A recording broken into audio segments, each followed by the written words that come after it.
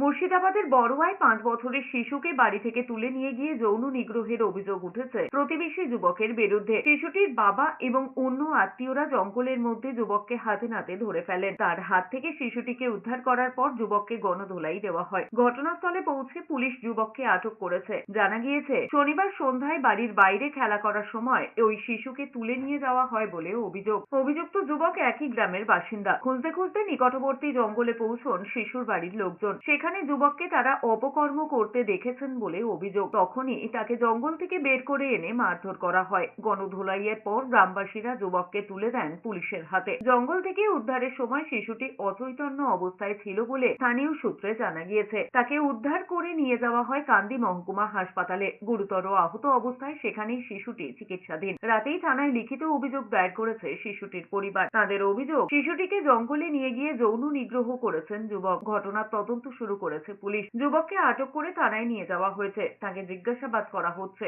একটা ছেলে আর কি ওই বাচ্চাটাকে কোলে করে তুলে নিয়ে চলে যায়। বাচ্চাটাকে এই আদারের ভিতর দিকে ঢুকলো, দিয়ে গিয়ে দেখছি যে আমরা তখন দেখছি যে বাচ্চাটার সঙ্গে খারাপ রকম কাজ করছে। হ্যাঁ, দিয়ে বাচ্চাটাকে ওখান থেকে ওকে ওইখান থেকে ছাড়িয়ে ওকে ফেলে দিয়ে বাচ্চাটাকে ওর কাছ থেকে ছাড়িয়ে আমি আদার থেকে বার করলাম।